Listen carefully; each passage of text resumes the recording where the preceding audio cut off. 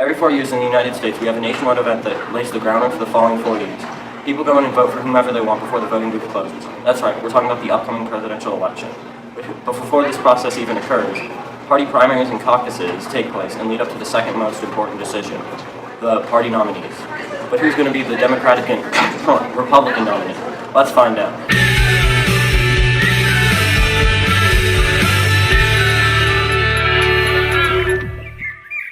Before we get into who's going and why, we need to know how each party selects its candidates. Let's start with the Democrats, shall we? Let's go to the thought bubble. Around early February, Democratic candidates attend the party primaries and caucuses. At these primaries and caucuses, the primary goal of the party is not only to convince the constituents to vote for them in the presidential election, but rather to get the delegate and superdelegate votes they need. Delegate, designated in each state, and superdelegate, who are delegates that don't represent the people/state, rather their party beliefs, and 15% of total amount of delegates, are the ones that elect the party nominees. Sorry guys, your vote doesn't really matter. After the candidates have gone through all the primaries and caucuses, the showdown occurs at the Democratic National Convention in July. At this convention, the candidate to first obtain 2,026 of the votes out of 4,051 votes become the party nominee for the presidential general election. Republicans, on the other hand, work a little differently. Similar to the Democrat election process, the Republicans have a series of primaries and caucuses for their candidates to persuade delegates onto their side. However, there are only 2,472 delegates for the Republican Party, meaning there's less delegates to get votes from in order to be selected as the party nominee. Also, the Republican superdelegates, which make up 7% of the party's delegates, also have more constraints and not as much powers as the superdelegates in the Democratic Party. Thanks, Thought Bubble. Let's start off with the Republican nominee. There's a lot of time and things that could change before the Republican nominations, but who am I kidding? It's going to be Donald again. The two people running for the nominations by the Republican Party are Donald Trump and Bill Weld.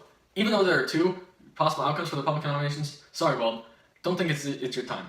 We strongly, and almost 100% know that Donald Trump will be the Republican nominee. And Wells, he'll be left in the dust. If you don't already know, here are the reasons Trump's going to win the nominee again. The first reason we believe that Trump is going to win the primary is because Trump receives far more media attention than his competitor Bill Weld.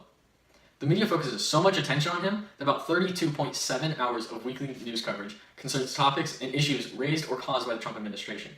Issues linked with Trump or involve Trump, all other politicians, and political topics. Poor Wells maybe gets a couple of news stories a week in the newspaper. Not to mention that the Republican primary as a whole is receiving little media attention compared to the Democratic primary. The Democratic primary is getting this much attention because of the need to cover the status of all 21 Democratic candidates running in the primary. Our second reason is that, for some reason, people love Trump's campaign goals. Trump's main issues for his campaign are the restriction of illegal immigration, the construction of the wall at the Mexican border, renegotiating or canceling international deals on trade, arms control, and climate change, and withdrawing American troops from overseas. Poor old Wells is an advocate for abortion and the legalization of marijuana.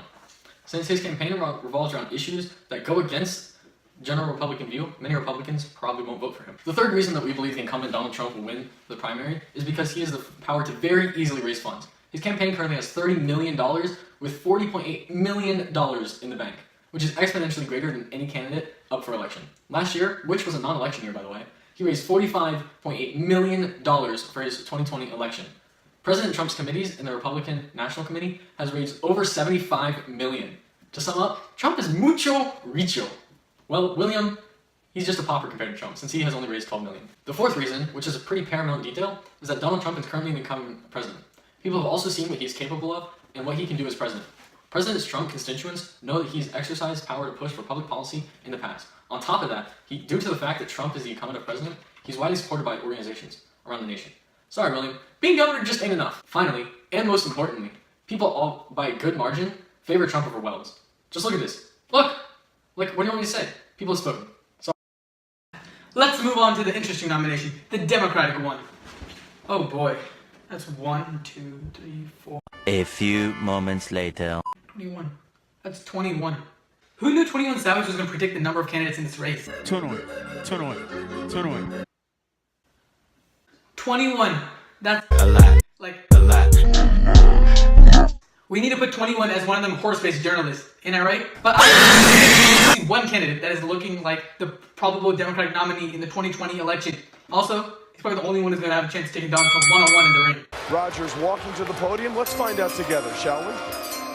With the 26th pick. We picked Joe Biden. That's right. We predict old boy Biden as the Democratic nominee. The reasons are as follow. First of all, Biden is supported by Obama. He ran 3 times in 1984, 1988, and in 2008. He's raised over $6.3 million for his campaign. In addition, the platform he is running under includes a socially progressive policies. His economic policy is aimed towards the average American. He is pushing middle-class tax reform. His view on abortion is not a clear cut, but Biden has taken a moderate stance as opposed to the other candidates with a very polarized views on policy. However, voters are more likely to vote for a candidate with views similar to theirs. On top of that, there's a large portion of voters with moderate views than other platforms. Since the Democratic Party is incredibly interested in defeating the incumbent president, former Vice President Joe Biden is striving to represent himself as the one to beat him. His policy platform includes a relatively neutral view on abortion, but believes in an inherent right to privacy. With this information, Biden's voters will gather those disagreeing with both extremes. In a poll asking whether the individual will vote for Biden or Trump, the plurality. His policy platform includes a relatively neutral view on abortion, but believes in an inherent right to privacy. With this information, Biden's voters will gather those disagreeing with both extremes. In a poll asking whether the individual would vote for Biden or Trump, the majority of the people would rather vote for Biden at 43%. This confirms the idea that if the Democrats are going to challenge the seat, then Biden is the guy. Voters seeing this will band together to nominate any candidate with the highest probability of claiming the position for his or her party. In addition, a lot of people know him and are getting to know him better because he gets around 125-ish weekly articles posted on. Furthermore, it's very unlikely for any other candidate to win the primary since Biden has the highest name recognition within the party. Comprised of a very diverse ticket for the 2020 presidential general election, the Democratic Party is more likely to nominate for a straight, white, Christian male. Bernie Sanders is the greatest opposition, but he has a very polarized platform, which is hard according to Real Clear Politics 2020 presidential nomination poll. But what about his other 20-something rivals? Why won't they win? Well, let's break it down. Alright, let's break it down. First up on the chopping block is Michael Bennet. And no, we're not talking about the defensive tackle. Michael Bennet is a senator for Colorado with very little political buzz and name recognition. He is very unlikely to win in a race without the high media attention that Bernie Sanders or Joe Biden enjoy. Also, he lacks executive experience, so he's not been in the executive branch as a governor. Cory Booker is an African-American candidate, so it will be difficult for him to gain a winning coalition as a minority. It's a harsh truth, but from the point of view as someone predicting the winners, it's a knock against them that most people wish didn't exist. Also, Booker has received 2.6% of the popular vote on average. Similarly, he has the third lowest number of gaining Twitter followers among the other 21 candidates. After the 2016 election, we've seen the importance and impact the Bluebird has. Some of his ideals include very pro-choice, supports increases in taxes, against intervention in Syria. He's maybe too liberal and would only receive votes from polarized delegates. Next up, Pete. I'm scared to even attempt to say his name because he might follow me for slander for butchering his name. Anyway, he wants net zero energy households and considers climate change a national security threat to many young Americans. Also, very low in popularity in polls, nearing 7% on average. Sorry, Pete. Think the Green Party and EPA is more your thing. But hey, on the bright side, you've made $8 million so far and have done our nation proud in the Navy. Next up, oh boy, we got Nelly Castro, Fidel, Raul. We got Julian. FYI, Julian is not related to them, I think. But Julian Castro does not have as much media attention and it is a minority. It'll be hard to see the likes of which will receive a presidential nomination. It will take a major shift from the current understanding to believe that Sanders or Biden will not be the party's nomination for president. And congratulations, you've achieved something only a couple candidates have done, which is under 1% polling. Your policy goals ain't bad. It's just no one knows about them because till this project never heard of you. Even though you have quite a good bit of experience in cabinet and as a mayor, you just gotta become more known. John Delaney. Although he claims that he's a bipartisan problem solver, he has been known to lean to the left, which may hurt his run. Currently, he's lagging behind in the poll race with 0.6% on average. He also has substantially less money than many other candidates.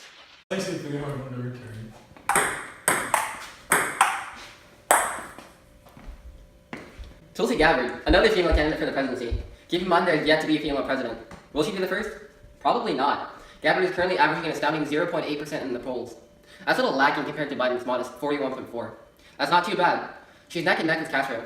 She's apologized recently for past anti-gay statements that she made in the past. Kirsten Gillibrand has been a part of Congress for a long time, but doesn't seem to be favored by polls. People seem to like her in Congress, but not as a presidential candidate. That she'd only received 0.6% of votes on average in the polls. People have also demonstrated through previous elections that they don't want women in politics.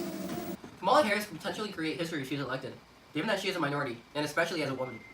She has a good chance to be nominated that few can rival, averaging 7.0% in the polls. Unfortunately, she seems to have fallen off her horse recently, as she's lacking in new followers on Twitter and new media articles. Next up, John Hickenlooper.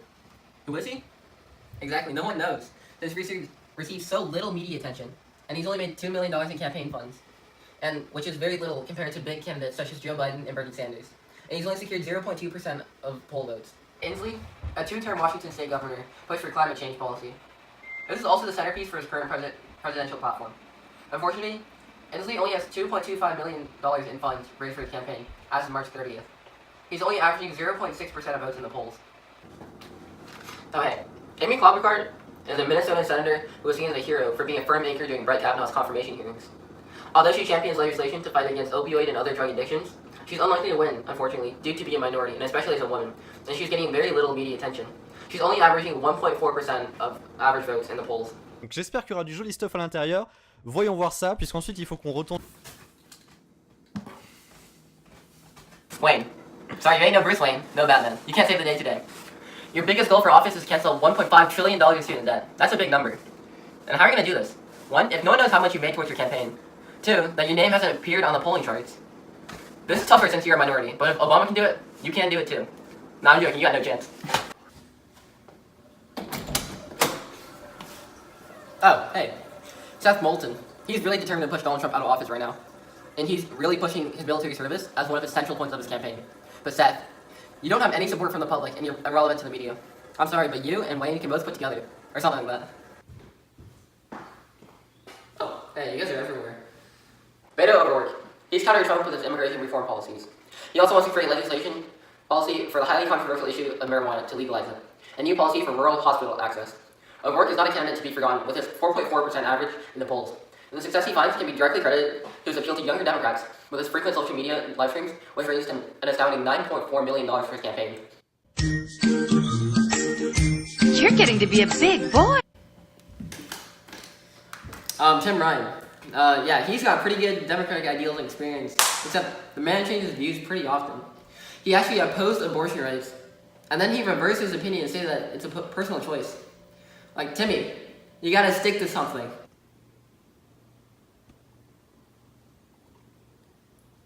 Oh, hey. Bernie Sanders. He's coming in at number 2 for poll averages, just barely behind Joe Biden. He's been a Vermont senator and the runner-up in the 2016 previous Democratic primary. Before Sanders was re-elected 3 times, he also served 16 years as a U.S. representative. However, he's unlikely to win this time around, either because he describes himself as a socialist, or he also won't be able to find the support he found in his previous race against Hillary Clinton. Eric Swalwell. He's been a California congressman for a while, and he's also had a lot of media attention in the state, but he fails to promote himself nationwide. Also, you might want people to vote for you in the polls, because the reason you promote yourself is to get more votes, right?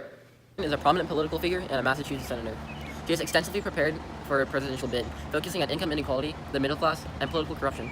She currently has an astounding $11.2 million in funds for her campaign. Hey, Tony Cash. However, some people aren't confident about her as a president due to her questionable act of publishing a DNA test in late 2018. She's 3rd place in the Real Clear Politics poll averages, behind Bernie Sanders with 8.0%. Marianne Williamson is not a political figure, but an author. She writes books about self-help and spiritual well-being. She also attempted to run for Congress independently in 2014, but she did not find success. She proposed a huge $100 billion to be distributed over 10 years for slavery reparations. Another new Democratic candidate pushed his way into the clown car. I'm talking about New York City Mayor and Frankenstein's monster's lawyer, Bill de Blasio. De Blasio's announcement met with a resounding, really? Why? In fact, in one poll, 76% of New York City voters said they did not want him to run. Yes, the residents of the Big Apple rose with one voice to say, forget about it. I don't know why he's running here. And why is he running for president? Well, I think he's running for the same reason all the other candidates are. He thinks he'd be a good president. And his issues are going to be that the country is divided and they need someone to be president who can solve that division in the country. And after a long day full of adventures and fun, we're back in the studio. Last but not least, we have Andrew Yang, the last of the 21 candidates. So just hang in there, we're almost done. His far-reaching goals might be his downfall. Yang is attempting to establish a higher minimum wage for the entire nation, hoping to pay out a bottom line minimum of $1,000 a month to every worker. Although it sounds like a fantastic idea, it would be extremely costly and take up a huge portion of the budget. And that's all we have for you today. Thank you for tuning in to Bootleg Crash Course 2020 election. And yeah, goodbye! that guy isn't nice.